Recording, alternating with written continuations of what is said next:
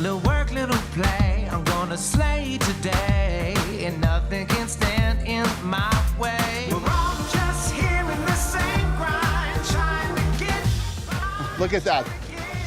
Hasidic graffiti. That's a little bit hipster. Yeah. Street art. Yeah.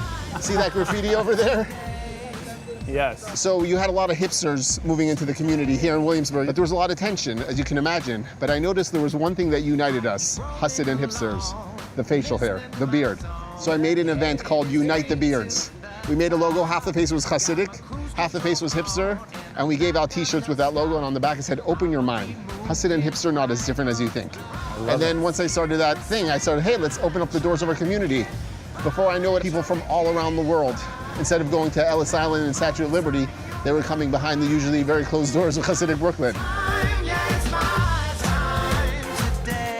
Welcome to the Hasidic hat store.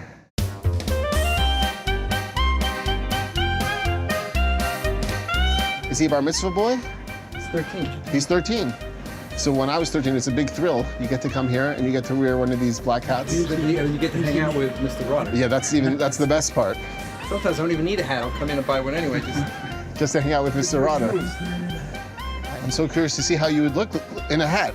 All right. You want to try it on? Let's do it. Oh my God, look at that. Any questions for the rabbi? Okay. It's official. I look good in Yeah, we have the conversion papers in the back. Welcome to 770 Eastern Parkway, the world's most famous synagogue. Have you ever been inside a Hasidic synagogue before? I have not. Mazel tov. Thank you. When the movement came here in 1940, escaped Nazi Germany and Poland, and they had to reestablish Hasidic life. So it all started off in this small room, and then you'll see as the movement expanded over the years, they had to expand into a much bigger synagogue.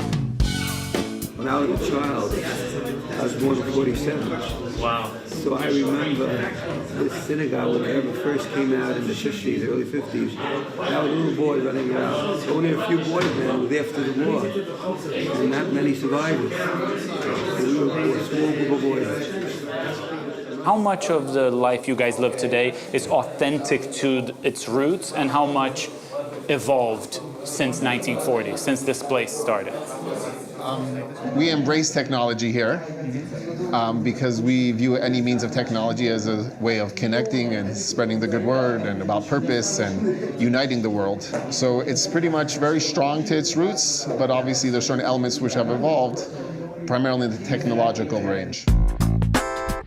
This is one of the coolest rooms in this building. It's called WLCC, which stands for World Lubavitch Communication Center. Okay. And basically when the Lubavitch Rebbe, the leader of the movement, spoke in the 1970s, people around the world, including Brazil, wanted to hear what the Rebbe was saying, but we didn't have Facebook or WhatsApp in those days. So a young Israeli boy started tinkering with a few wires, a few safety pins and some duct tape, and he created this masterpiece.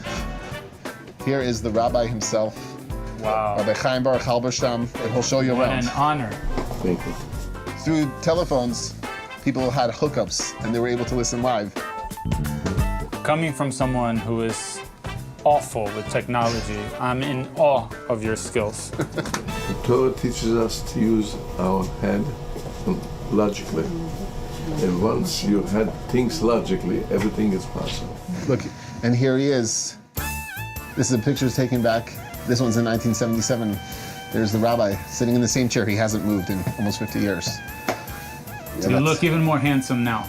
Well, they tell me that I used to be young and beautiful. Today I'm just beautiful. That's wonderful. So nice to meet you. Spread goodness and kindness. I will. I won't forget you. Keep it up.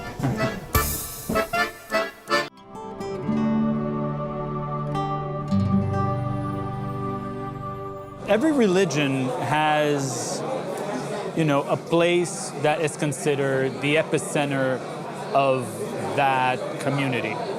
Why is a place like this so crucial for your religion? This is where it all came from. This is where it happened. People come here, they feel that. It's mind-blowing. It's amazing. The heartbeat of the Jewish world. Yeah.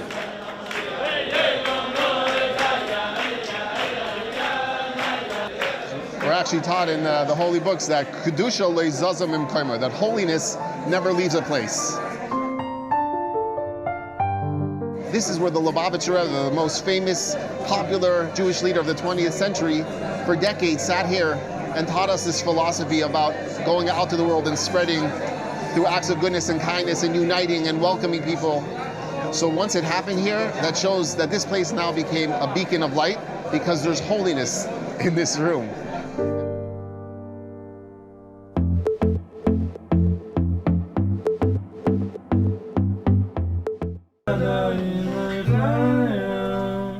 That's the whole purpose of life.